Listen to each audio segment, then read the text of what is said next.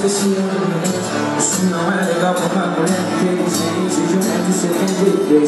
Pois é, temos que esconder os meus anseios, garante loucura, seus devaneios. Sua boca diz não quer me ouvir, diz duvido. Tô saindo desse relacionamento fora só pra não me namorar. Tá quase fazendo as malas e vai pra Curitiba, vai tentar a vida e não ir embora.